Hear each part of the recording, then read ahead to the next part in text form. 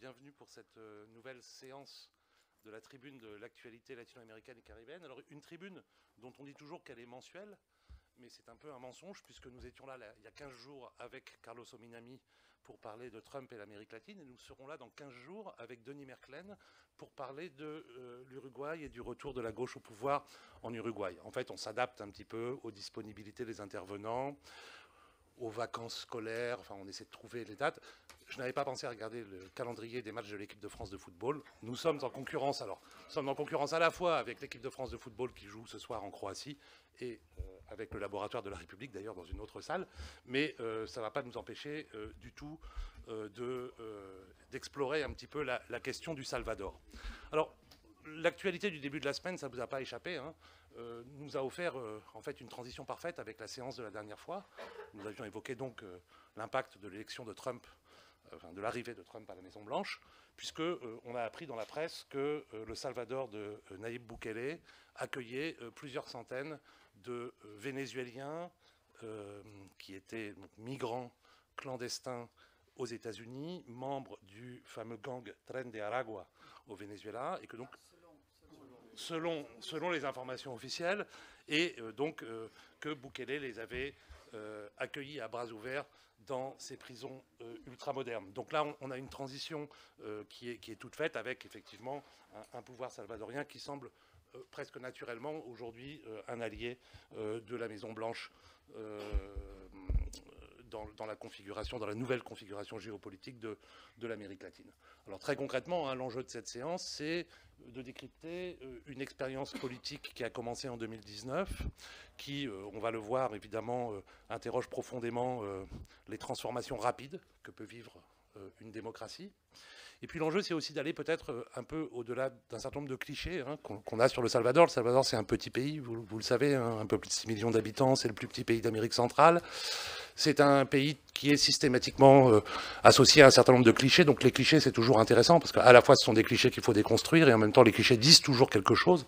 Le Salvador, c'est un pays violent hein, dans l'imaginaire de beaucoup de gens. C'est l'image de la guerre civile entre 1980 et 1992. C'est l'image de l'archevêque Oscar Romero, assassiné sur l'autel de la cathédrale en 1980, ou c'est l'image, vous avez peut-être ça en tête, du journaliste français franco-espagnol Christian Poveda, qui avait fait un documentaire remarquable sur les maras, qui s'appelait La Vida Loca, en 2009, une exposition photo aussi d'ailleurs, tout aussi exceptionnelle, et qui a été assassiné juste après la sortie de ce documentaire. Et donc l'idée, c'est de réfléchir aussi à cette réalité, d'aller au-delà de cette réalité. Et pour cela, nous avons invité Kevin Partenay, qui est sans doute le meilleur interlocuteur, enfin qui est assurément le meilleur interlocuteur pour parler du Salvador de Bukele aujourd'hui. Donc Kevin est professeur de sciences politiques à l'université de Tours. Je ne vais pas décliner ta bibliographie parce qu'on y passerait beaucoup de temps, mais tu as publié beaucoup de choses dans les années récentes, notamment un livre important sur la séquence 2009-2019 en Amérique latine qui s'appelle « Crise en Amérique latine, les démocraties déracinées ». Plus récemment, tu as co-dirigé avec Frédéric Louot, notre collègue de l'Université libre de Bruxelles, un livre sur le politique en Amérique latine. Et puis surtout, tu as publié de nombreux articles, dont un tout récemment d'ailleurs, sur Bukele et sur le Salvador contemporain. Je renvoie notamment, je ne vais pas tout vous citer, mais je renvoie notamment justement à ce que tu as publié dans les études, dans l'année politique 2024, donc dans les études du CERI, tout récemment sorti, Nayib Bukele 2.0, la voie de la déconsolidation démocratique, point d'interrogation. Donc voilà, c'est quelque chose que tu connais extrêmement bien. Donc on a organisé la discussion en environ 5 points, enfin en 5 points, disons. D'ailleurs, voilà, aujourd'hui c'est Lamia et moi qui animons, mais la séance est comme d'habitude co-organisée avec nos acolytes Anaïs Fléché et Christophe Ventura. Et donc Lamia, je te donne la parole pour lancer la discussion. On voulait commencer un petit peu par avoir ton opinion sur l'émergence politique de Nayib Bukele, celui qui s'est autoproclamé président le plus cool du monde, je vais mettre ça comme ça. Dictateur le plus cool du monde. Donc bon, très rapidement, il est jeune, même s'il n'est plus le président le plus jeune d'Amérique latine. maintenant, puisqu'il est né en 81. Il est originaire d'une famille d'origine, enfin, palestinienne, chrétienne et catholique. Il y a eu une immigration importante au début du XXe siècle. Il a étudié le droit, mais il a rapidement laissé tomber pour travailler dans les entreprises héritées en fait de son père, et notamment dans la publicité. Et en 2012, il est élu maire sous l'étiquette du Front Farabundo Martí d'une petite ville de 8000 habitants dans la banlieue de San Salvador, Nuevo Cuscatlan, je vais y arriver. Il en fera sa vitrine politique en asphaltant des rues, en creusant des puits, en installant un centre médical, des choses comme ça. Et comme il est très populaire, le Front Farabundo Martí le choisit en 2015 comme son candidat à la mairie de San Salvador, qu'il remporte là encore haut la main. Alors, 4 ans plus tard, alors que l'establishment a tout fait pour lui bloquer la route, il gagne au premier tour et il rassemble tout seul plus de voix que tous les partis contre lui. Alors, ce qu'on voudrait savoir, c'est pourquoi. Quels sont les thèmes de la campagne? Est-ce que c'est son style? Est-ce que c'est parce que c'est un outsider? Donc, avoir ta vision là-dessus. Merci beaucoup. Alors déjà, merci pour l'invitation. Je suis très honoré de pouvoir contribuer à cette tribune de l'actualité latino-américaine et encore plus de parler devant vous, et notamment Alain Rouquier qui connaît très très bien le Salvador, pour en avoir été ambassadeur de France, en tout cas à San Salvador. Alors, le phénomène Bukele, effectivement, c'est vraiment quelque chose d'assez curieux. Et je crois que c'est vraiment la bonne chose, et c'est de comprendre comment il est arrivé à cette première élection. Je crois que ça commence à faire déjà quelques années, mais les prémices de son essor politique viennent, à mon avis, de plusieurs aspects. Le premier est qu'il s'est très rapidement présenté comme un outsider de la politique. Bien savoir quand même que la société politique salvadorienne a été rythmée par 2 partis politiques depuis la pacification, qui coïncide avec la démocratisation également, qui est le parti de gauche, le Frente Farabundo de Liberación Nacional, le FMLN, et Arena, parti de droite conservatrice libérale, qui ces 2 partis partageaient le pouvoir, alors pas par alternance successive, mais 20 ans, 30 ans d'Arena, puis 2 mandats du FMLN. Et donc dans ce scénario-là, de 2 partis qui se partagent le pouvoir, il incarnait une voix différente, une voix tierce, et lui se présentait comme volontairement un outsider. Le grand paradoxe, c'est qu'il ne l'était pas. Il ne l'était pas puisqu'il a commencé à concourir sur les listes du FMLN. Il était militant de facto. Alors, c'est bien de rappeler sa trajectoire parce qu'effectivement, il y a quelque chose d'un petit peu ambigu.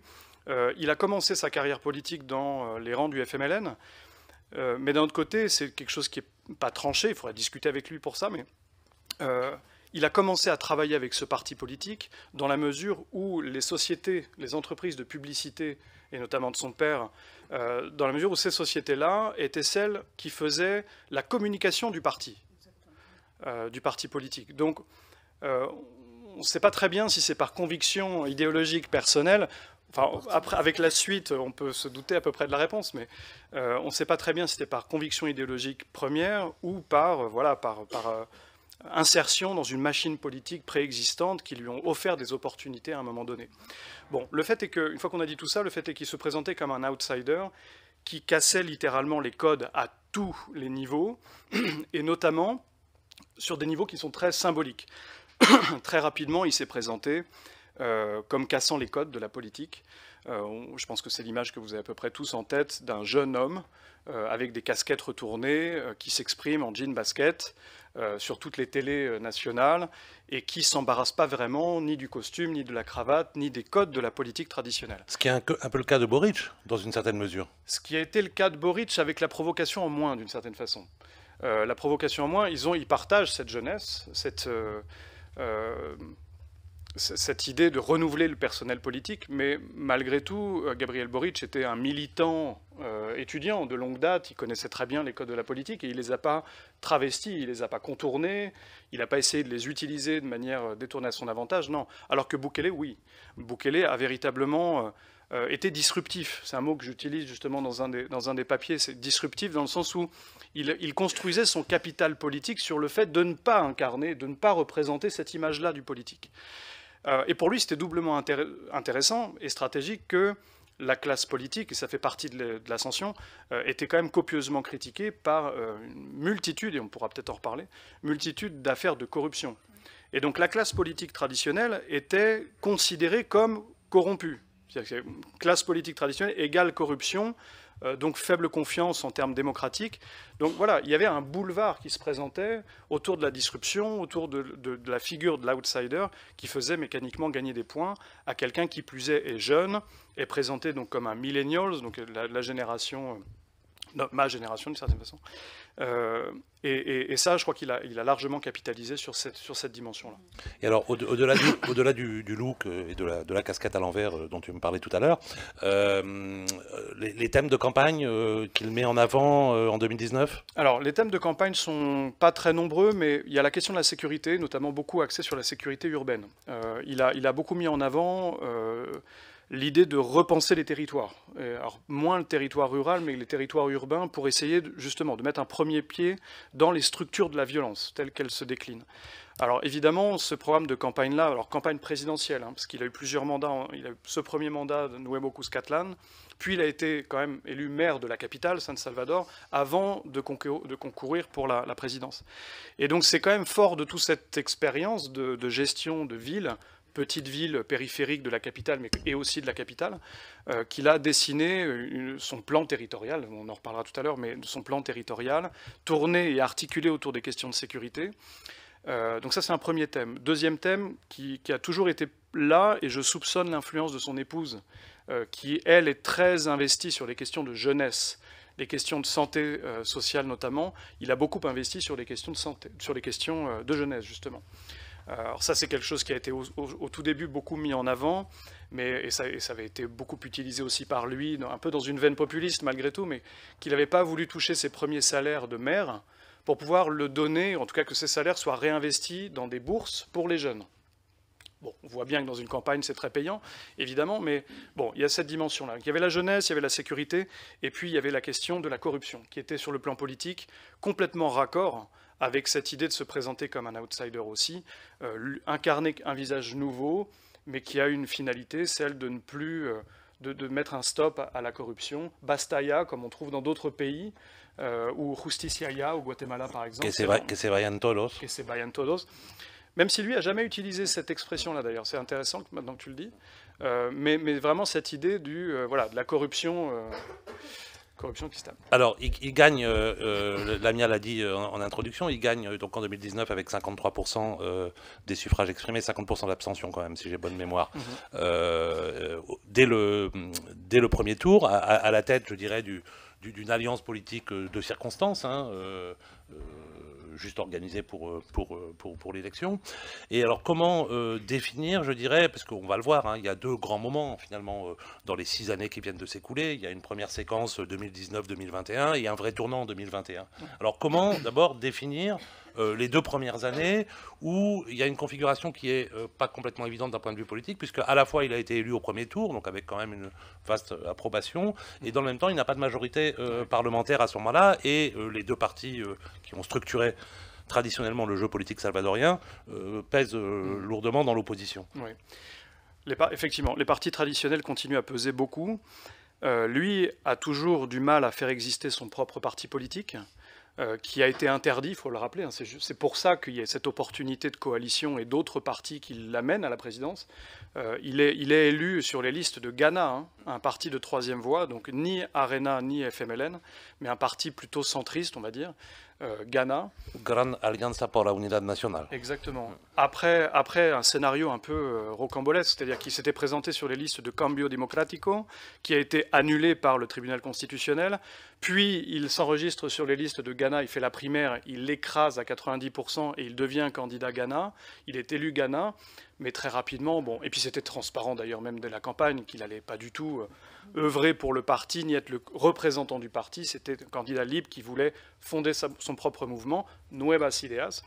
Donc je dis ça parce que les 2 premières années, elles sont aussi importantes, pas tant sur la question de la gestion présidentielle, que la manière dont il a œuvré aussi pour consolider son parti comme étant une structure politique qu'il allait pouvoir utiliser ensuite, et notamment sur ce temps que tu mentionnes, très important des législatives, où là, il remporte la majorité à l'Assemblée, et ça fait le shift vers une domination écrasante de la vie politique salvadorienne.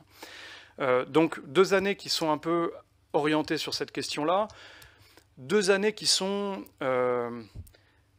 des années un peu... Enfin, le terme, on l'emploie beaucoup aujourd'hui, ça fait référence à comme une autre réalité, beaucoup plus importante, mais un peu de brutalisation de la vie politique, où il secoue beaucoup de choses. Un peu comme Trump, on le voit aux États-Unis. Par exemple, une fois élu, il va littéralement décimer l'administration.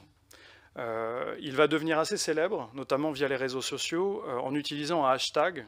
C'est le hashtag Se le ordena, et il gouverne via Twitter à l'époque pour licencier une quantité absolument vertigineuse de fonctionnaires.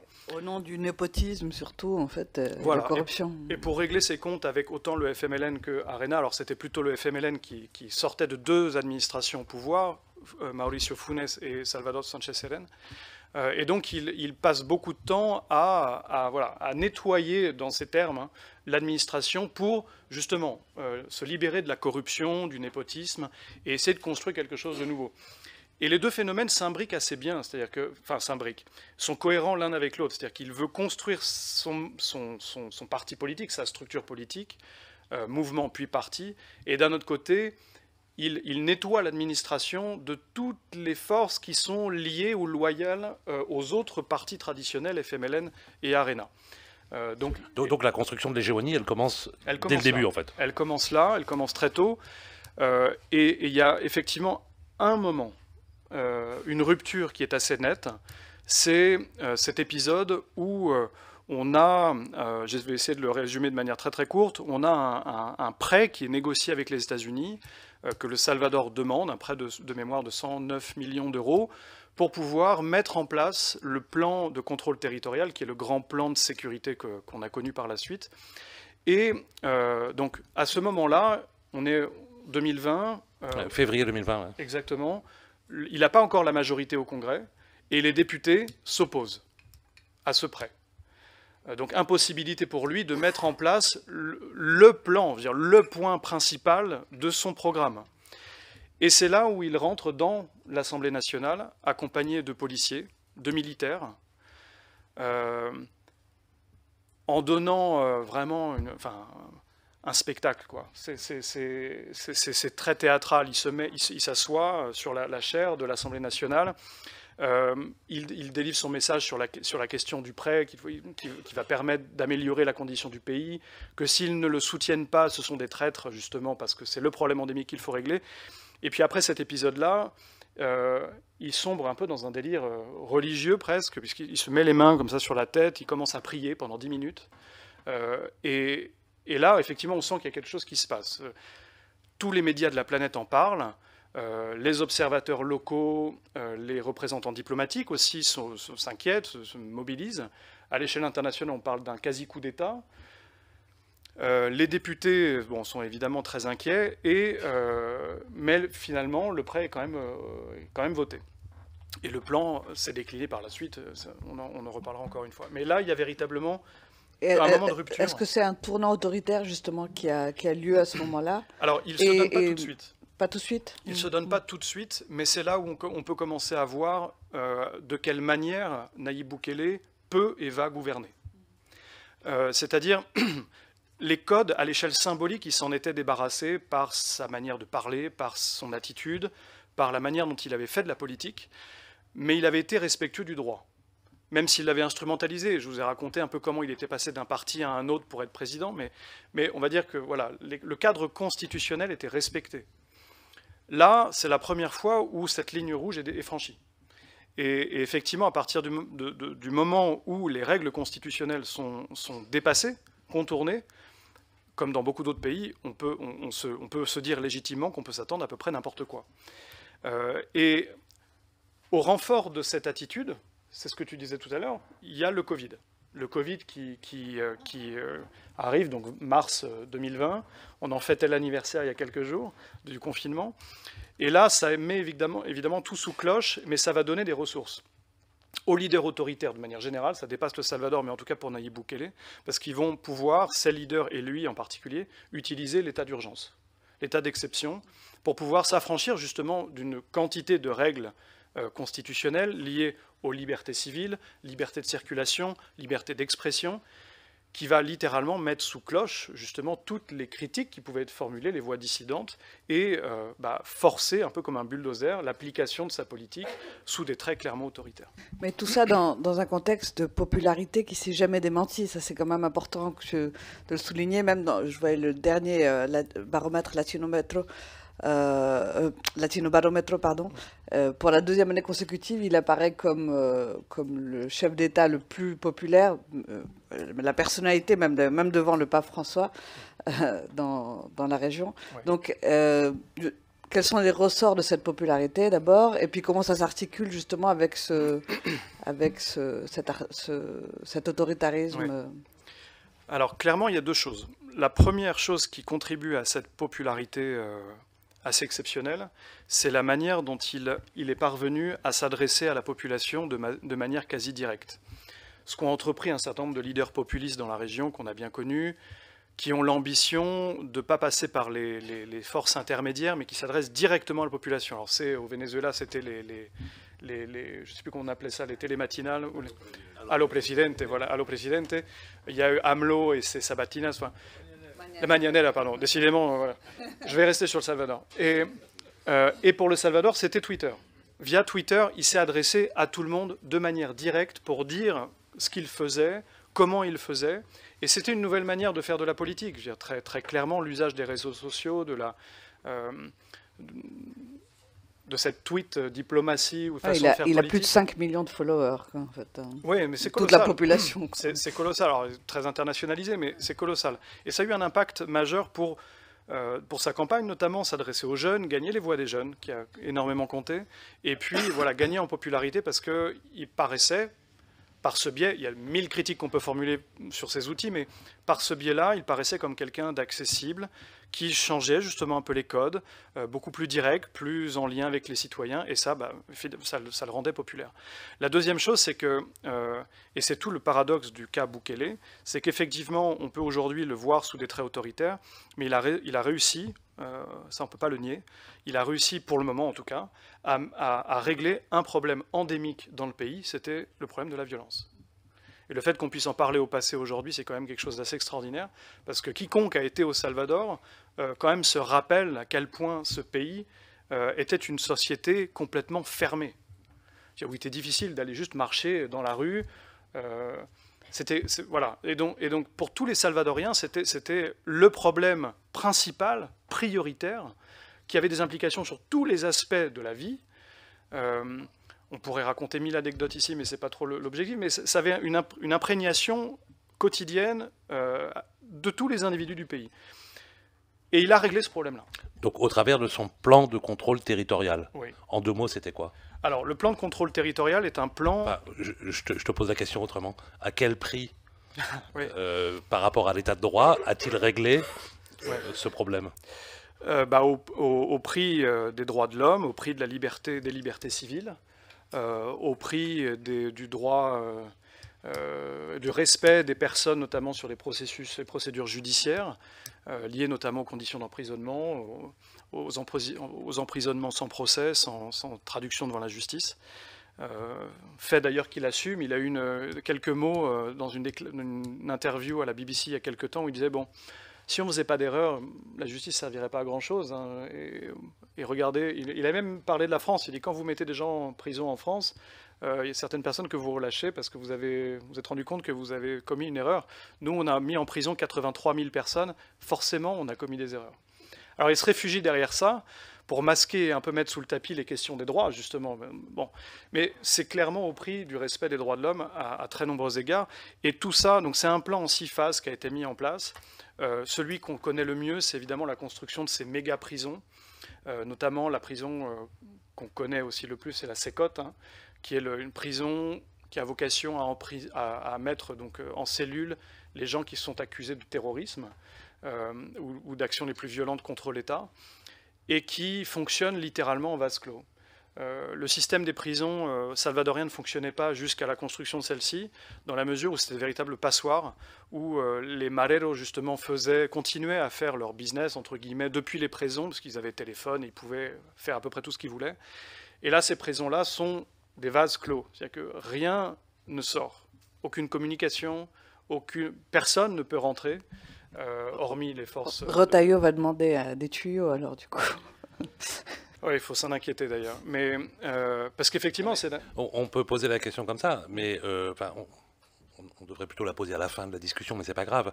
Mais est-ce qu'il est une source d'inspiration possible pour des pays qui sont confrontés aujourd'hui, pas nécessairement aux formes de violence typiques du Salvador au travers des gangs, enfin des maras, mais à d'autres formes de violence? Et on pense évidemment... Vous suivez tous les débats en ce moment qui traversent l'actualité française, les 2 prisons de haute sécurité qu'on va ouvrir pendant l'été, etc. Ça peut l'être parce que c'est un modèle de sécurité réussi. Au-delà des chiffres, au-delà de la spécificité des contextes, c'est un modèle de sécurisation réussi. Donc on peut vouloir s'en inspirer, effectivement, et en Amérique latine ça a déjà été le cas, mais pour des questions qui sont spécifiques et qui touchent à des phénomènes de violence comparables. Tu le disais, sur d'autres pays déjà s'en sont inspirés. Je veux dire, on regarde le Honduras, on peut regarder même Milei s'en est inspiré aussi. Je veux dire, sa ministre de la Sécurité, Patricia Bullrich, a clairement dit qu'elle est même allée au Salvador. Elle dit, je veux importer ce modèle-là chez nous. Justement, qu'est-ce qu'il a de spécifique ce modèle? Parce que c'est pas que les chefs d'État d'avant, ceux qui faisaient les plans mano dura, super mano dura et tout ça, faisaient tout super bien non plus. C'est-à-dire, qu'est-ce qui explique le succès enfin, pourquoi très concrètement le taux d'homicide parce que pour 100 000 habitants a diminué de manière absolument spectaculaire? Sur Twitter, pratiquement quotidiennement, il tweet aujourd'hui, il n'y a eu aucun homicide. Zéro. Donc, pour moi, il y a 2 choses. Il y a le nombre, le volume, et la gestion. Le volume, c'est sans précédent de mettre en prison 83 000 personnes en un temps record. Je veux dire, on parle d'incarcération de 83 000 personnes en quelques mois. C'est vertigineux. Alors qu'il y a une mobilisation complète de toutes les forces de police, de l'armée pour ça, où les mareros des 2 gangs, la Salvatrucha ou la M18, ont été traqués dans des trous. Il a fait circuler, lui, des vidéos sur ses réseaux, hein, où ils allaient les chercher dans des trous de terre, dans des coins reculés du pays, en plein milieu de la nuit, à grand renfort de grosses jeeps. Et donc voilà, donc il y a le volume qui fait que malgré tout, pour décimer des réseaux, parce que ce sont des mafias, c'est réticulaire leur fonctionnement, 83 000 personnes derrière les barreaux, même si effectivement il y a des erreurs, vous décimez le réseau. Si on rapporte ça à la population française, ça serait quand même 800 000 personnes qu'on mettrait en prison en quelques mois. Hein. C'est considérable. Je pense qu'on a du mal à se figurer ce que ça représente, mais c'est considérable. Et la gestion, c'est ce que je disais, sur la manière dont sont gérés les centres d'incarcération. Auparavant, la mano dura, c'était bien. Je veux dire, on prenait les leaders de cartels, enfin des différents groupes, les différents gangs, on les mettait en prison, mais comme je l'expliquais, ils continuaient à faire leurs affaires depuis les prisons. Voire même, ils étaient moins inquiétés et plus prolifiques depuis les prisons. Ça, c'était quasiment de notoriété publique. Et là, le modèle donc, carcéral, complètement coupé de la société au prix des droits de l'homme, justement, au détriment du respect des droits de l'homme, parce que ce sont des cellules où c'est 80 personnes qui sont entassées dans quelques mètres carrés, sans droit de communication, sans accès à qui que ce soit pour faire respecter justement ces droits. Mais le fait de mettre toutes ces personnes en vase clos fait que vous coupez complètement la possibilité d'entretenir des réseaux. Et de ce fait, le phénomène de violence, qui était vraiment très enraciné dans cette réticularité, a diminué. Et on est arrivé progressivement à ces chiffres de 0. Alors après, il y a beaucoup d'hypothèses, mais c'est difficile de les documenter parce que c'est pareil, c'est difficile de recouper les liens entre Bukele, mais c'est pas tant lui que son entourage et les membres de gangs. Ça a été beaucoup de sujets autour de 2021, justement, sur de potentiels accords. Alors, ça a été avéré, ça, des accords entre Bukele et son entourage et les gangs. Il y a une sorte d'accord tacite où les gangs n'étaient pas trop inquiétés s'ils ne commettaient pas d'homicide. Bon, c'est beaucoup plus compliqué que ça, mais on ne va pas rentrer trop dans le détail, mais il y avait des accords entre le gouvernement et les gangs. Ces accords-là ont volé en éclats après une arrestation malencontreuse qui a fait que justement en 2022, il y a 80 assassinats, et c'est là où le plan de contrôle territorial s'est complètement durci, et qu'on a vu là la poigne autoritaire de Bukele, et le modèle, depuis ce jour-là, ne s'est jamais desserré. Et il s'est appuyé sur l'état d'urgence que lui offrait le Covid, qui a été en permanence reconduit aussi. Tout est lié, hein, conduit grâce à quoi? Parce qu'il a gagné une majorité à l'Assemblée nationale, et que cette majorité a permis de voter de manière continue l'état d'exception. Et grâce à ça, il a pu mettre en œuvre, et de manière continue, ce modèle de sécurité très dur, et le modèle carcéral. Alors, par ailleurs, on a un peu inversé nos parties, hein, mais c'est pas grave. Par ailleurs, on a un autre point de basculement dans la première moitié de l'année 2021. Premièrement, il y a les élections législatives qu'il remporte. Alors, je n'ai plus les chiffres en tête. Enfin, qu'il remporte en tout cas, donc en fait il fait sauter le verrou en quelque sorte de l'opposition. Et puis d'autre part, il y a cette crise politique et constitutionnelle autour de la possibilité de sa réélection. Est-ce que tu peux nous dire 2 mots là-dessus? Parce que, évidemment, hein, dans l'analyse de la dédémocratisation du Salvador, c'est un élément absolument essentiel. Oui. Qu'on a vu par ailleurs dans 50 000 pays latino-américains depuis 20 ans, hein, la réélection. Voilà. Oui, cette volonté de se maintenir au pouvoir est un sport, sport bien connu. Et pas qu'en Amérique latine. Mais c'est effectivement, pourquoi c'est un sujet? Parce qu'effectivement, il y a une interdiction de se représenter au Salvador. La Constitution interdit de poursuivre un mandat présidentiel. Il faut obligatoirement quitter le pouvoir. La dernière sentence du tribunal constitutionnel qui datait de 2014 disait qu'on peut éventuellement être à nouveau candidat à la présidence, mais il faut un délai de 10 ans entre les 2 mandats. Et donc se pose le sujet effectivement de sa réélection tout de suite. Normalement, elle est interdite, mais comme beaucoup d'autres l'ont fait dans d'autres pays, plusieurs recours vont avoir lieu, notamment à la salle constitutionnelle, puis après validé par la Cour constitutionnelle directement, de s'affranchir de cette règle. Et évidemment, dans ces conditions-là, il a le soutien de l'Assemblée qui lui permet aussi de compter sur une majorité qui est absolue. Hein. En 2021, il gagne une majorité absolue. C'est-à-dire qu'il peut aussi réviser la Constitution, et ça lui permet de s'affranchir, dans un premier temps, de cette règle-là. Alors on lui met juste une contrainte, mais qui n'est pas quand même une contrainte très très lourde, c'est d'être candidat. Enfin, le fait d'être candidat implique de ne pas être au pouvoir au moment où on est candidat. Donc, on va dire de manière très informelle, il est sorti du pouvoir. Il a donné les pouvoirs à une sorte de Oficina de la Presidencia, à une personne évidemment de sa main, qui a gouverné pendant à peu près 6 mois, mais bon, personne ne faisait évidemment d'illusions, et il a pu, comme ça, après... donc il a pu être candidat, faire campagne, mais dans les faits, en étant président... Et là, ça pourrait se reproduire, en fait. Alors, c'est effectivement le point d'arrivée. Le point d'arrivée de l'article que tu mentionnais sur est-ce qu'on est vraiment dans cette logique de la déconsolidation. Je parle de déconsolidation parce que la population aussi commence à être un peu convaincue que la démocratie, ce n'est pas forcément le meilleur des régimes et qu'on a des meilleurs résultats quand on s'affranchit un peu de certaines règles démocratiques. Donc c'est ça, le chemin de la déconsolidation. Mais effectivement, la grande question qui se pose maintenant qu'il est au pouvoir pour ce 2e mandat, c'est de ce qu'il fera pour une éventuelle réélection immédiate. Et donc l'exercice d'un 3e mandat. On l'a vu dans d'autres pays, la modification de la règle constitutionnelle, quand on a une majorité, elle est très facile. Hein. Et après, la question est de savoir à quel degré ce changement s'opérera. Est-ce que ce sera la possibilité de concourir pour un 3e mandat, le fameux third termism, ou est-ce qu'il ira, comme dans le modèle nicaraguayen, à réélection indéfinie? Ça dira beaucoup des suites. Juste un chiffre quand même, hein, lors de la présidentielle de 2024, pour... bien montrer l'appui populaire dont il bénéficie, il gagne au premier tour avec 84% des suffrages. Et le Front Farabundo Martí et Arena, en fait, disparaissent littéralement de la scène politique, à peu de choses près. Donc c'est, je dirais, une révolution copernicienne de la scène politique salvadorienne qui est intervenue en l'espace de quelques années.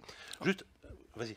Non, oui, très rapidement. C'est quand même très intéressant parce qu'on parle toujours de l'essor de Bukele et on a essayé d'expliquer un petit peu comment.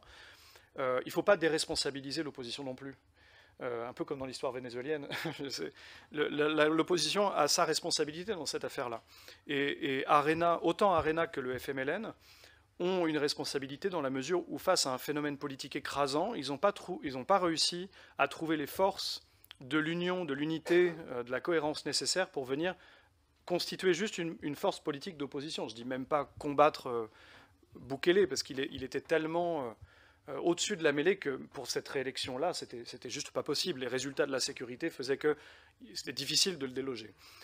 Mais de juste formuler un projet de société alternatif. Et ça, sont des querelles de personnes. Autant pour Arena à droite que FMLN à gauche, sont des querelles de personnes qui ont empêché d'articuler une proposition alternative. Donc il ne faut jamais quand même oublier les oppositions qui ont une responsabilité dans le fait qu'un candidat puisse bénéficier de 84% de votes favorables et qu'il y ait grosso modo aucune opposition. Est-ce qu'il y a des voix quand même qui s'élèvent contre lui, si ça ne vient pas vraiment de ses partis, ou en tout cas pas de façon cohérente et organisée? Est-ce que d'autres gens arrivent un peu à se faire entendre aujourd'hui sur ce modèle, contre ce modèle? Oui, il y a deux types de personnes. Les premières sont malheureusement plus dans le pays, ont dû s'exiler. C'est principalement des militants d'ONG, ONG des droits de l'homme. On parlait justement au prix des droits de l'homme. Clairement, les ONG spécialisées dans les questions de droits de l'homme opèrent pour la majorité depuis le Costa Rica. Des voix dissidentes dans le journalisme, et notamment le journalisme d'investigation. Il y a un journal, un média qu'il faut mentionner, qui est évidemment un acteur important de cette opposition, c'est El Faro, qui aujourd'hui, n'est plus au Salvador, est basé à San José au Costa Rica, continue à faire un journalisme d'investigation très, très utile et nécessaire pour pouvoir justement alimenter, documenter tout ce qui se passe là, sous la période Bukele. Mais bon, tous ces gens-là ont dû s'exiler, idem pour les leaders environnementaux, les militants environnementalistes, et ça va s'accentuer, je suppose, parce qu'avec le projet de Bukele de réouvrir les mines d'or, ça va créer de plus en plus de problématiques liées à l'environnement, question de l'eau notamment, etc. Toutes les problématiques qu'on connaît bien sur les mines ouvertes. Et donc, j'ai du mal à croire qu'il va laisser s'exprimer des militants écologistes librement. Il ne l'a pas fait pour les droits de l'homme, donc je pense que ces gens-là vont progressivement partir. Et puis les deuxièmes catégories de personnes, pour le moment, ne sont pas audibles sur le plan public, mais commencent à formuler de plus en plus de critiques, sont des gens qui sont de l'administration, dans les ministères, à des postes parfois relativement élevés, qui évidemment ne crient pas leur opposition sur la place publique, parce qu'ils savent très bien quel sort leur serait réservé, mais qui commencent, et c'est ça qui, à mon sens, est intéressant, qui commencent à formuler des critiques vis-à-vis de la manière dont les choses se passent. Il ne faut jamais oublier, ce premier mandat, les réussites sur les questions de sécurité étaient tellement écrasantes que la critique à l'encontre de Bukele était difficile. Parce que on ne pouvait pas le nier. Il y avait des progrès sur le plan de la sécurité, ça changeait la vie des gens.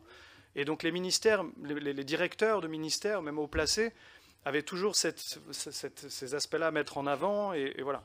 Aujourd'hui, on voit la critique se renforcer.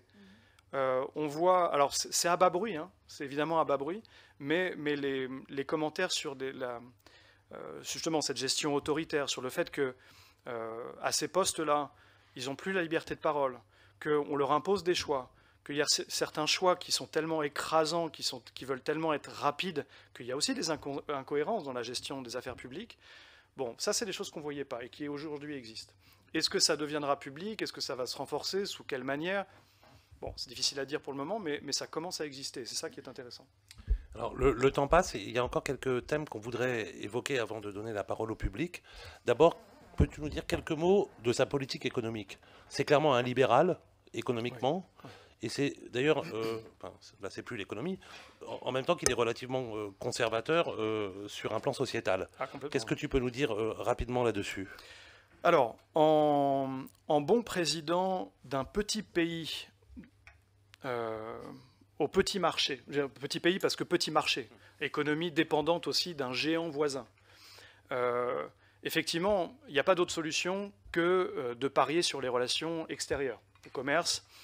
Le Salvador a historiquement une chance aussi, c'est d'avoir une élite entrepreneuriale qui est extrêmement dynamique.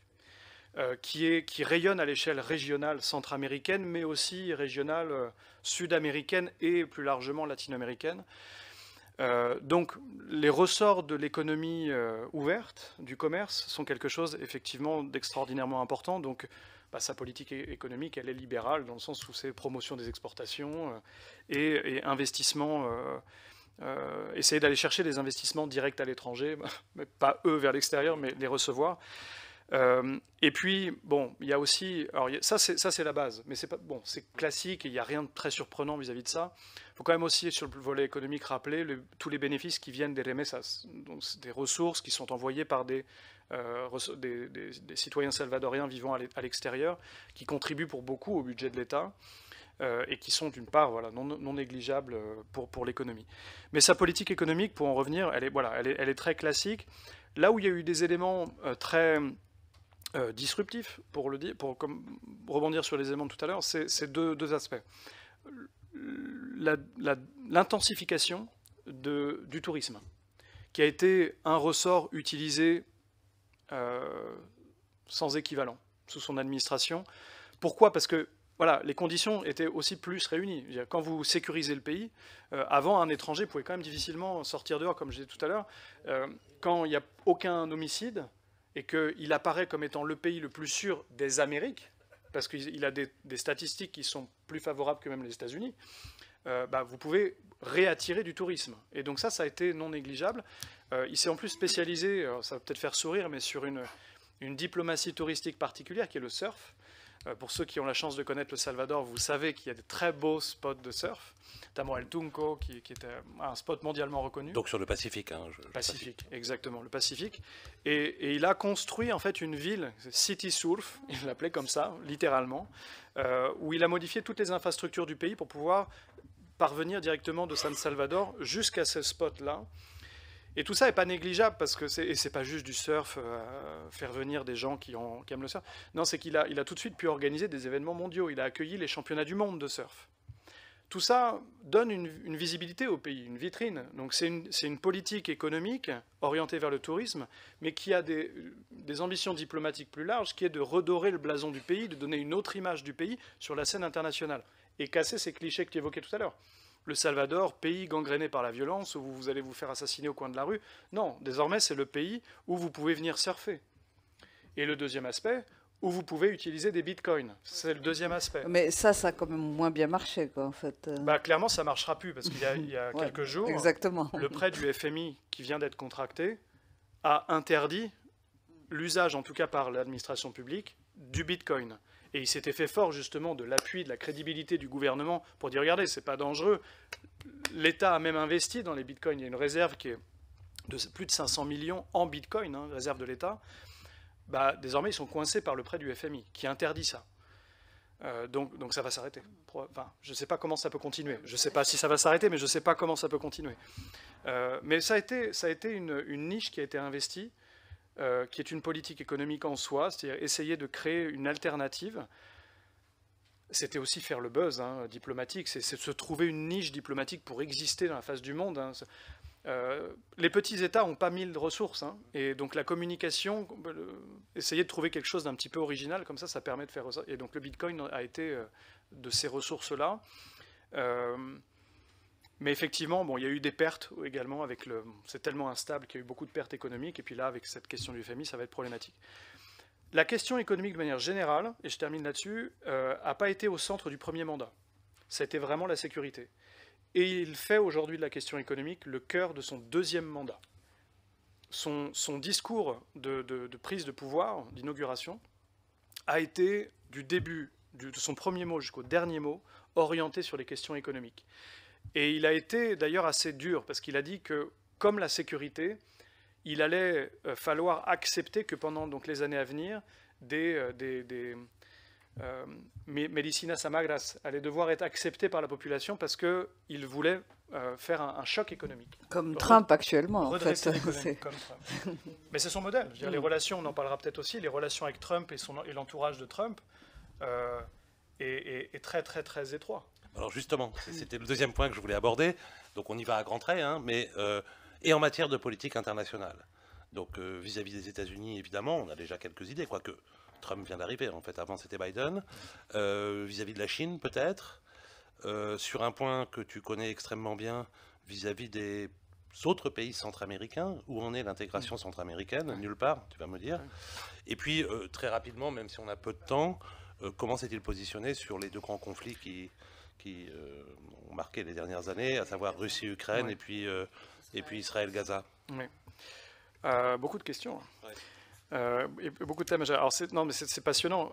Sur les relations avec les grandes puissances, sa politique a été extrêmement pragmatique, comme le leader qu'il est, politique. C'est-à-dire que, et un peu comme Trump le fait aussi, c'est peu importe les alliances historiques, les allégeances historiques, qu'est-ce que vous avez à m'offrir? Et il a fait ce qu'on appelle en relations internationales une stratégie du soft balancing. Donc, entre la Chine et les États-Unis, qui me donne quoi? Et qui va me donner ce qui est pour moi le plus favorable?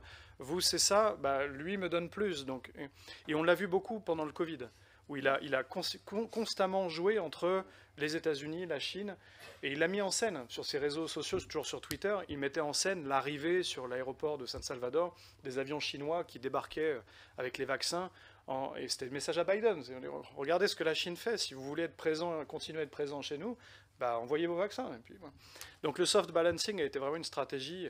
Mais encore une fois, pour des petits États, ils n'ont pas d'autre choix. C'est-à-dire qu'ils sont très pragmatiques et il faut essayer de tirer le meilleur profit des différentes puissances. Sur le SICA, le SICA avance politiquement très difficilement parce qu'il y a le Nicaragua.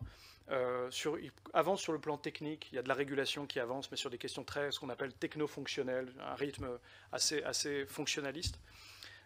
Mais lui est clairement désintéressé de l'intégration. Il a eu une sortie récemment assez étonnante, parce qu'il a prêché pour l'intégration, en disant qu'il voulait devenir le président centra-américain. Moi, très honnêtement, ça m'a surpris. Je le suis depuis quand même très longtemps, ça m'a surpris, parce qu'il n'accorde aucun crédit à l'intégration. Il a, depuis le début, depuis le premier jour, envoyé systématiquement son vice-président, Félix Ulloa, à tous les sommets. En privé, il en dit le pire du SICA et de l'intégration régionale. Donc, j'ai pas trop compris cette sortie-là. Mais ça va pas très loin. Sur les questions des grands conflits, sur la question de l'Ukraine, il n'y a pas eu de position très, très surprenante, voire même de position spécifique au Salvador. Par contre, sur les questions du Hamas, il s'est exprimé. Il a eu évidemment, il était attendu au tournant comme d'origine palestinienne par son père. Et il a eu une déclaration très, très courte, tout de suite, ou le lendemain, en disant que le Hamas, il les traitait de bêtes sauvages. Je crois que c'était comporté comme des bêtes sauvages. Et que ce n'était pas acceptable, point. Mais c'est pas allé beaucoup plus loin, et il n'y a pas eu beaucoup plus d'investissement de ce conflit-là. Je pense qu'il a très bien compris aussi qu'il a plus à perdre en se positionnant dans ce genre de bataille diplomatique qu'à gagner. Un dernier point qu'on voulait aborder avant de céder la parole à la salle, c'est savoir, est-ce que tu penses que maintenant c'est un modèle en fait pour l'Amérique latine, le modèle Bukele, en particulier pour les droites latino-américaines. Donc mais même au-delà, c'est-à-dire on voit que l'Équateur a essayé de faire la même chose. Des personnages comme Bolsonaro évidemment s'en inspirent, mais même le président du Costa Rica l'a récemment décoré. Oui. On ne voit pas venir ça du Costa Rica qui de surcroît accueille El Faro, qui de surcroît accueille tous les exilés. Donc est-ce que c'est un des modèles pour l'Amérique latine de demain? C'est difficile, c'est impossible de répondre à cette question, mais c'est la question qu'il faut poser malgré tout. Parce qu'on voit l'émulation déjà qui est présente. Comme je disais tout à l'heure, c'est le Honduras, c'est Milei. Bolsonaro s'était rapproché également de Bukele. Noboa aussi, effectivement. Clairement, Noboa, en Équateur et le Honduras, c'est vraiment pour des questions de sécurité. Ils ont à peu près les mêmes, et encore plus l'Équateur aujourd'hui, qui dévisse dans la violence de manière absolument vertigineuse aussi, est confronté à des problématiques et qui peuvent laisser à penser que l'import du modèle Bukele serait utile. Mais est-ce que c'est possible? Est-ce que quelque chose qui est à l'échelle du Salvador, est-ce que ça peut s'exporter en plus? Mais oui. À partir du moment où ça porte des fruits, à partir du moment où il y a des résultats tangibles. Personne aujourd'hui ne peut remettre en cause les statistiques de la violence. Ni même, quand on est présent là-bas, c'est très personnel, mais j'ai fait la comparaison. J'y étais pour la première fois en 2008. Je ne pouvais pas mettre le pied dehors. J'y suis allé il y a quelques mois. j'avais mon téléphone dans la main, mon sac à dos avec mon ordinateur dedans, j'étais sur la place centrale de San Salvador. Je pense que vous voyez très bien de quoi je parle. J'aurais pas survécu une demi-seconde en 2008. Encore plus blanc, quand je suis là-bas, tout le monde pense que je suis des États-Unis. Enfin, c'était pas possible. À ce point, ça a changé. Après, la question plus générale, c'est la durabilité de ce modèle, parce que c'est un modèle qui coûte énormément d'argent, et voilà. Pour répondre juste à cette question-là, je pense qu'il y a un élément favorable à ce que ce modèle voyage, c'est le support considérable qu'offre Trump aujourd'hui. Et c'est pas juste la droite salvadorienne qui peut donner des leçons ou proposer des modèles, mais que la droite réactionnaire internationale autour de Trump, qui fait des émules, et qui peut circuler bien au-delà des frontières.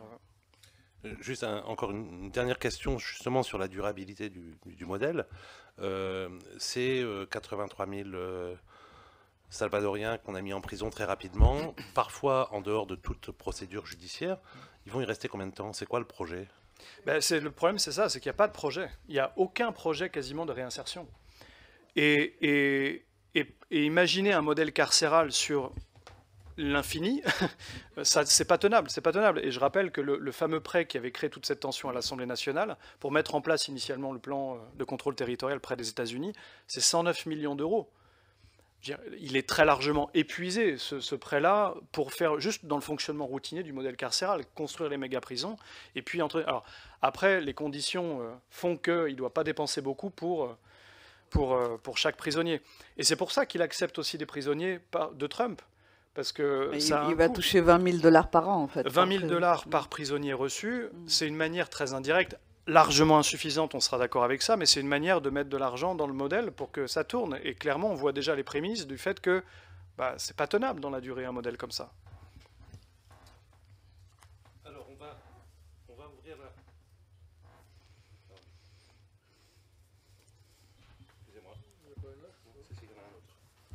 On va vous céder la parole sous peu, en sachant qu'il faut qu'on s'interrompe à 20h25, c'est ça? Oui, donc ça marche toujours pas, c'est pas grave. Ce que je voulais dire, c'est que d'habitude, on a un petit débat jusqu'à 30. Là, Kevin a un engagement demain à Tours. Il doit prendre le train de 21h01. Donc on va s'arrêter à 25, disons. Et j'en suis sincèrement désolé. Voilà, donc il va partir comme un voleur. Il aurait bien aimé discuter avec vous en buvant un verre, mais on aura d'autres occasions de l'inviter dans les années qui viennent. Donc j'ouvre le débat par une première question. Alors, Jean, tu as levé le doigt. Si le micro ne fonctionne pas, essaie de parler fort, puisque nous sommes enregistrés, et si nous voulons que les milliers de personnes qui regarderont ce débat sur YouTube comprennent la suite de la discussion, il faut parler fort. Ou sinon avec ça. Oui, oui. C'est bon. Non, si, c'est bon. Oui, très brièvement, très brièvement, il y a un facteur qu'on n'a pas du tout abordé. Alors, est-ce que c'est volontaire? Et c'est parce qu'il n'a plus de poids aujourd'hui, c'est l'Église catholique. Est-ce que vous pouvez dire deux mots sur ce qu'est l'Église catholique aujourd'hui par rapport à la poussée évangélique dans ce pays ou dans les autres, en comparant avec les autres pays d'Amérique centrale, et surtout, qu'est-ce que, vu l'importance qu'a eu dans un passé relativement récent à l'Église catholique, la création de cardinal salvadorien, enfin des choses comme ça, comment elle se situe face à ce phénomène, notamment celui des prisonniers. On en prend plusieurs ou Peut-être on en prend 2-3. Je ne sais pas comment vous fonctionnez, non? Non, vas-y. Oui. Alors, le rapport à l'Église est quand même très complexe et ambigu avec Nayib Bukele, dans la mesure où il n'a pas lui-même tranché la question de sa propre religion. Il a toujours laissé planer le doute. Faut rappeler que sa mère est évidemment une famille catholique, salvadorienne. Son père s'est converti à l'islam, mais ses ancêtres sont des chrétiens palestiniens. Oui, exactement, orthodoxes, pardon, oui. Et lui n'a jamais tranché véritablement la question. Le rapport à l'Église catholique, j'ai envie de dire, il est d'autant plus ambigu qu'il recoupe aussi dans la culture politique du pays un lien très étroit avec le parti conservateur libéral qui est Arena, où les liens avec cette droite-là étaient beaucoup plus étroits. l'Église a marché main dans la main dans une période que vous avez bien connue, cher Alain. Aujourd'hui, c'est beaucoup moins le cas. Et l'Église ne représente pas une ressource non plus pour Nayib Bukele. Plusieurs débats mémoriels ont même creusé un peu des divisions entre son gouvernement, ses politiques et l'Église catholique. Donc il n'y a pas véritablement de rapprochement ni d'appui avec l'Église.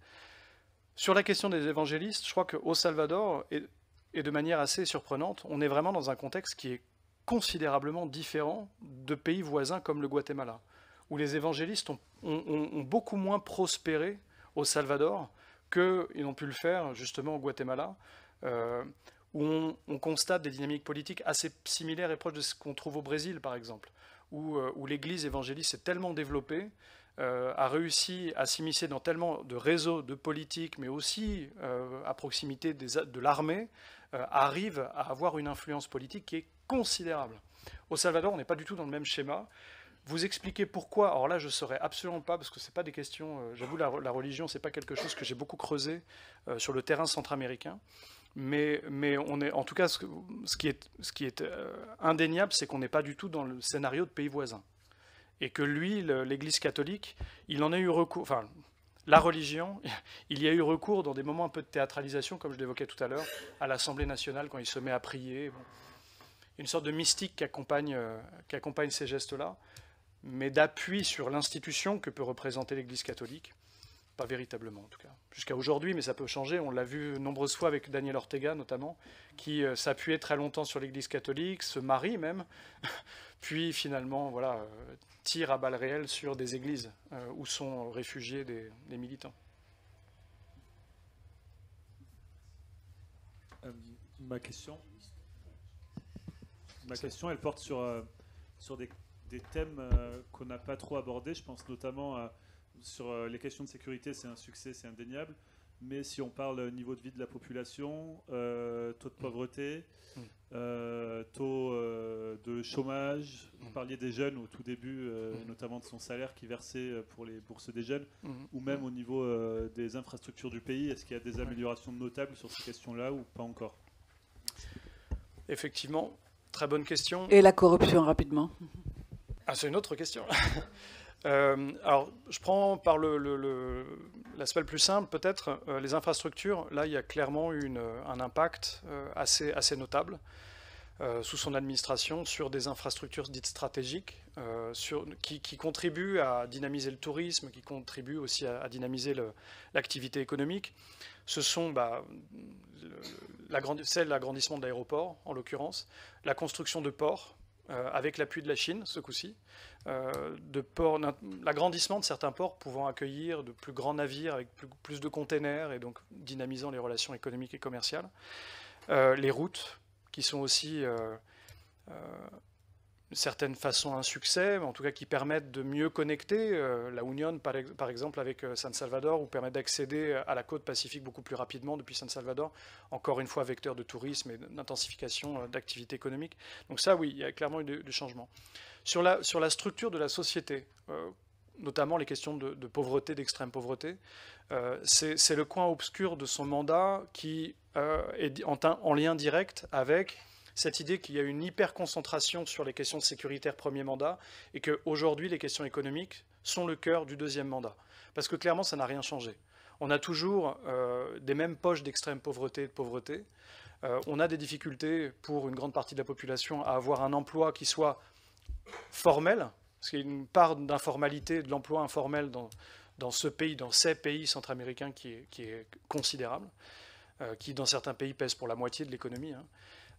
Et donc là, il y a des foyers d'amélioration qui sont encore devant et qui n'ont pas été traités pendant le premier mandat.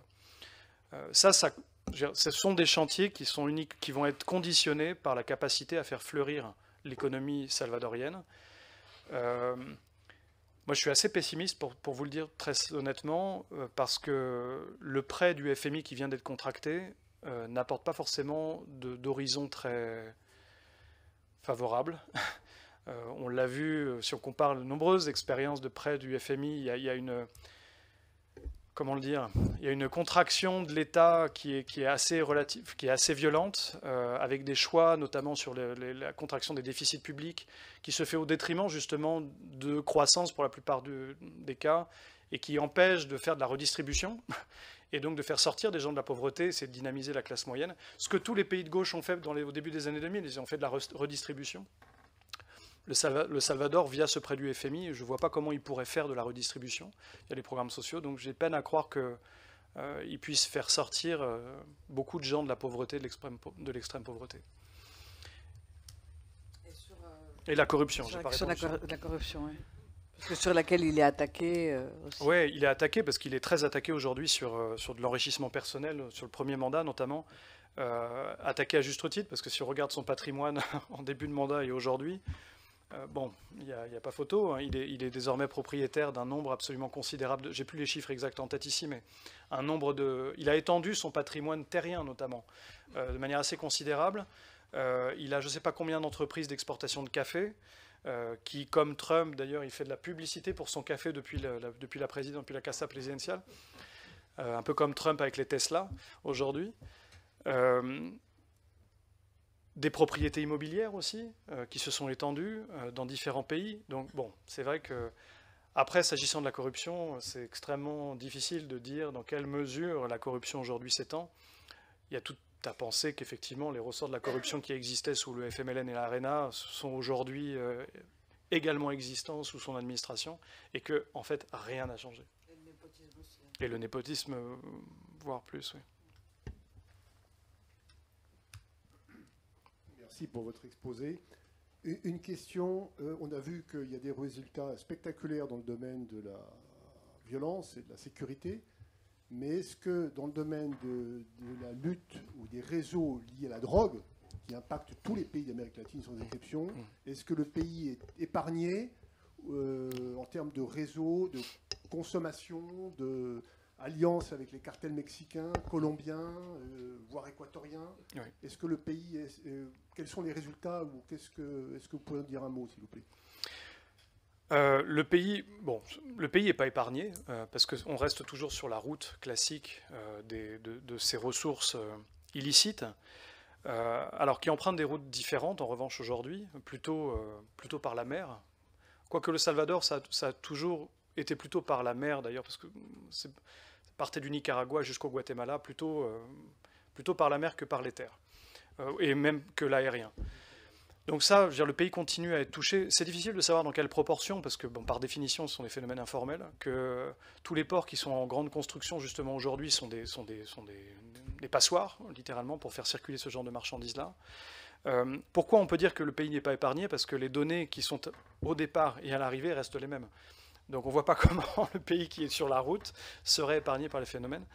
En revanche, là où le problème s'ancre davantage, c'est plus aujourd'hui au Guatemala, qui a grande peine à maîtriser justement les forces, les ressources humaines qui sont porteurs justement de ces ressources illicites, et qui fait que ces pays sont la cible aujourd'hui de Trump, sur la régulation des flux humains, mais aussi des régulations de drogue.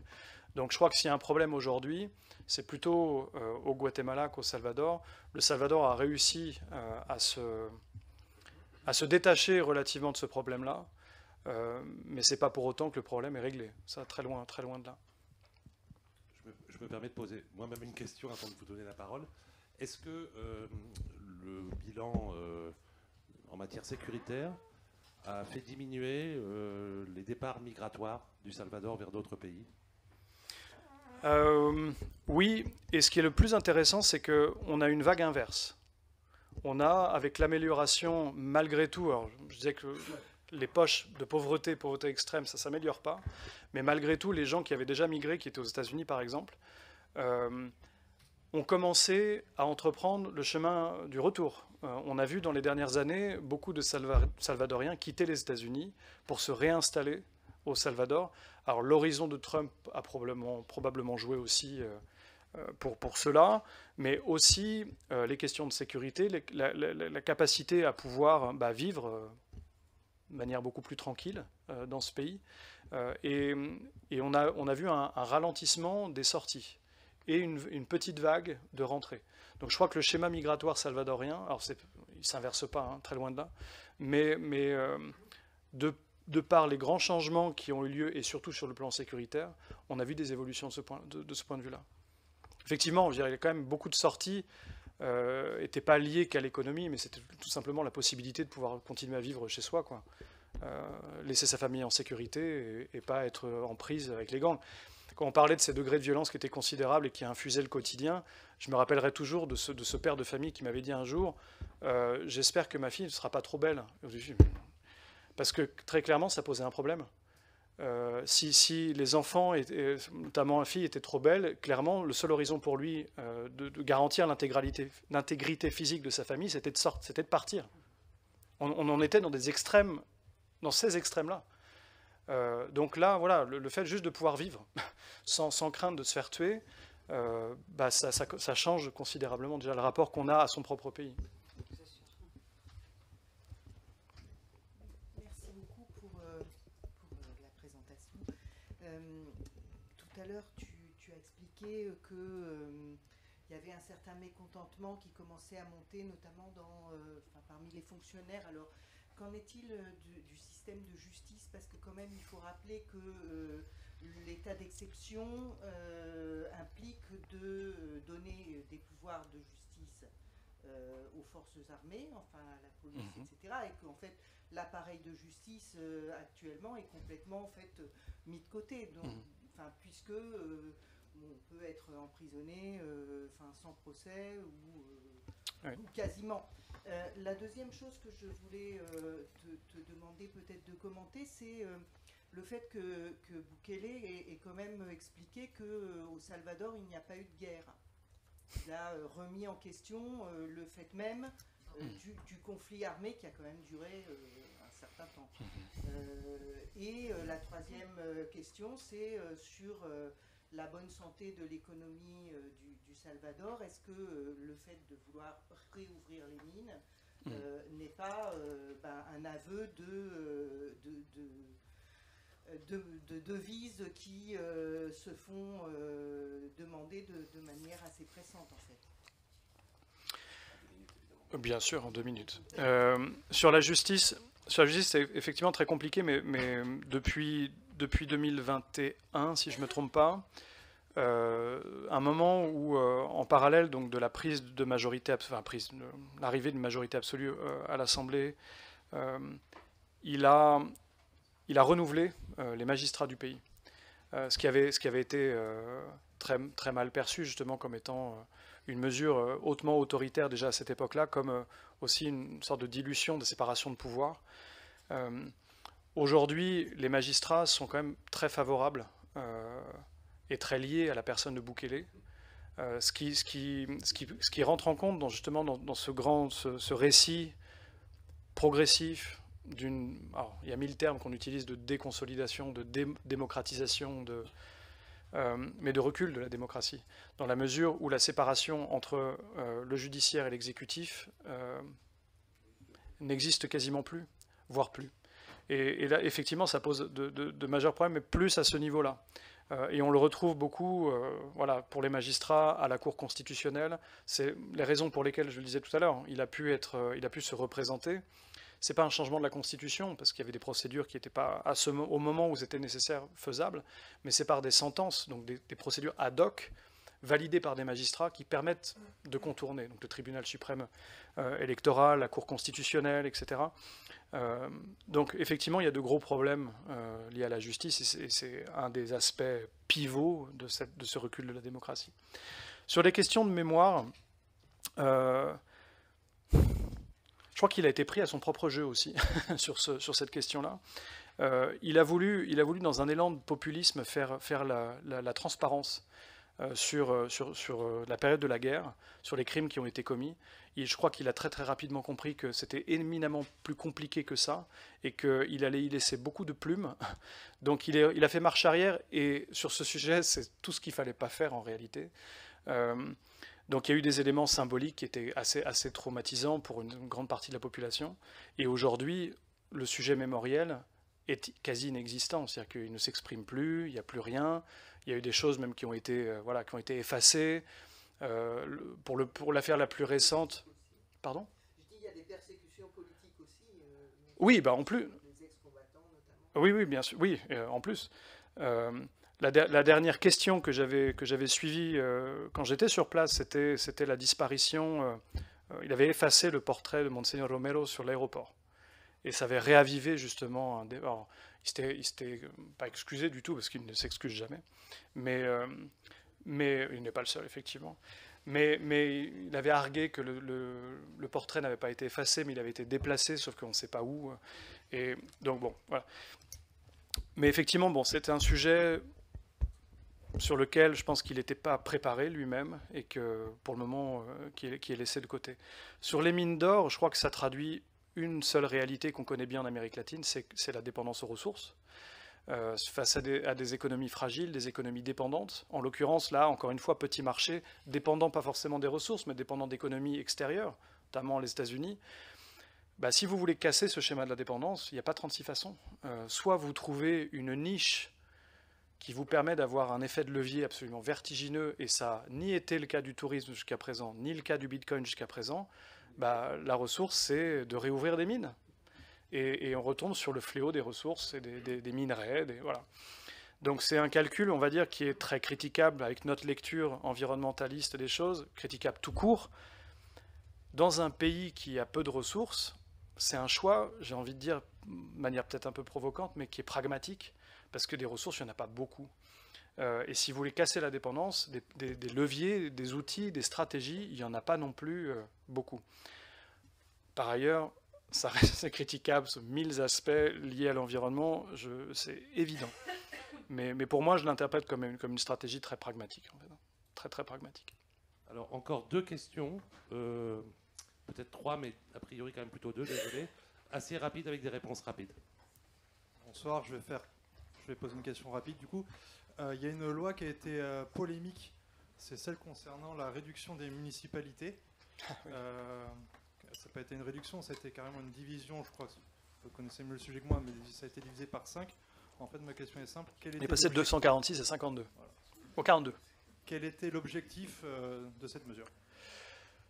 De compenser un défaut d'ancrage territorial. Dans ce que j'ai raconté tout à l'heure sur les questions de partis, il ne faut jamais oublier quand même que l'ancrage de ces 2 partis, FMLN Arena, s'est étalé depuis la fin des années 80, donc sur le temps long.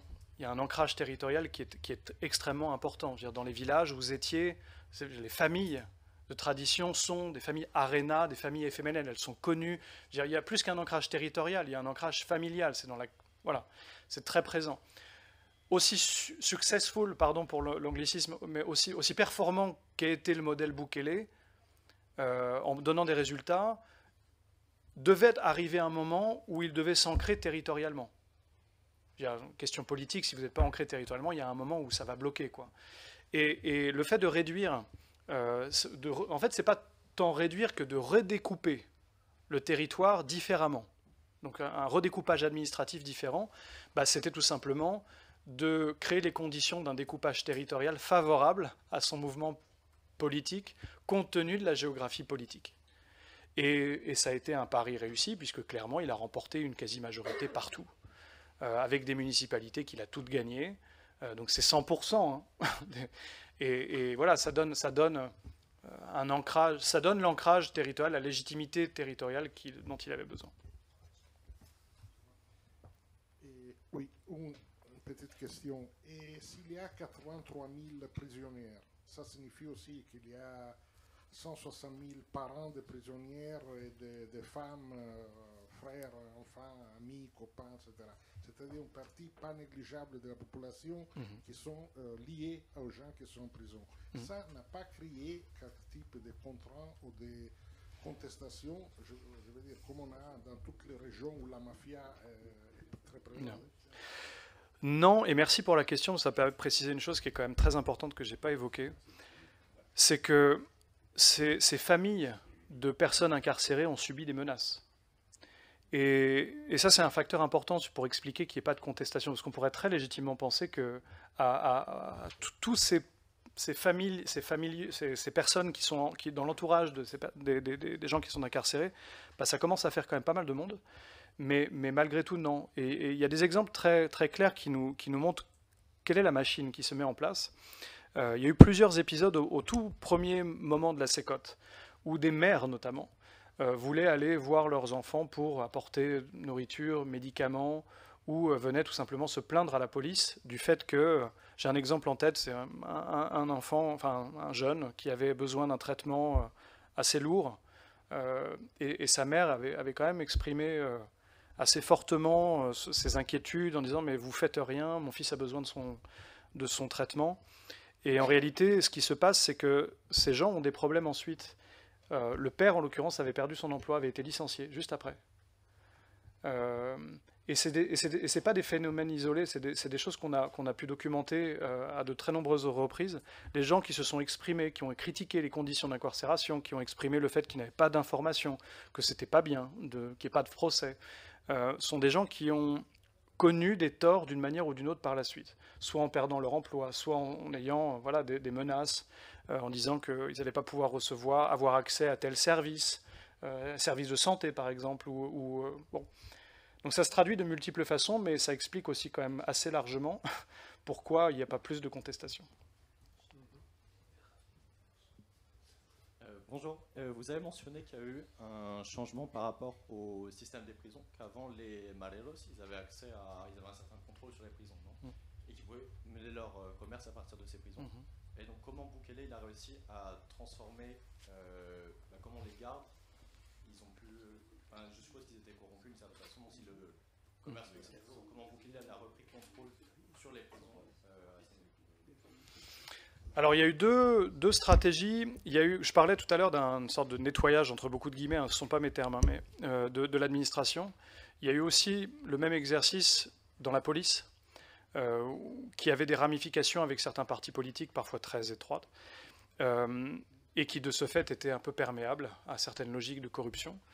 Il y a eu voilà, ce genre de nettoyage-là, avec des recrutements massifs en début de mandat, de nouvelles forces de police et de recrutement dans l'armée, qui étaient, c'est toujours difficile à dire et à prouver, mais qui étaient, on va dire, plus favorables au gouvernement en place, d'une jeune génération de jeunes engagés. Est-ce que ça les rend moins corruptibles? Bon, je ne sais pas, mais en tout cas, voilà, ça a changé un petit peu la structure du contrôle. Et puis après, il y a une question, on va dire, d'infrastructure, au sens très pratique du terme, presque immobilier du terme. C'est-à-dire que la sécotte, telle qu'elle a été pensée, je ne sais pas si vous avez des images, si vous avez vu à quoi ça ressemble, c'est un bunker en fait. C'est un véritable bunker qui a été construit et qui empêche la moindre connexion avec l'extérieur. Vous avez votre téléphone à l'intérieur, vous pouvez le laisser allumer, de toute façon il n'y a rien qui sort. Il y a des brouilleurs partout et il n'y a rien qui sort.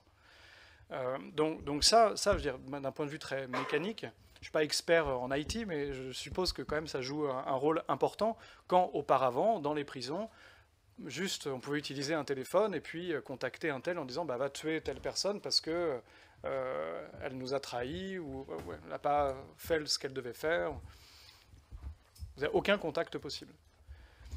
Je pense qu'il y a ces deux réalités quand même à prendre en compte et qui expliquent assez largement la fermeture du modèle. Bon. Il y avait encore quelques questions dans la salle, je suis désolé, mais je ne veux pas que Kevin rate son train. Merci beaucoup pour cette séance que j'ai trouvée très éclairante et un petit peu vertigineuse, puisqu'on a quand même parlé au fond d'un basculement autoritaire extrêmement rapide avec un consentement énorme de la population. Et dans le contexte actuel, je crois que ça doit nous interroger sur l'avenir des démocraties américaines, peut-être aussi des démocraties européennes, peut-être aussi des démocraties européennes. Donc un grand merci. Peut-être qu'on aura l'occasion d'en reparler dans quelques années pour voir comment tout ça a évolué. Merci beaucoup pour votre présence.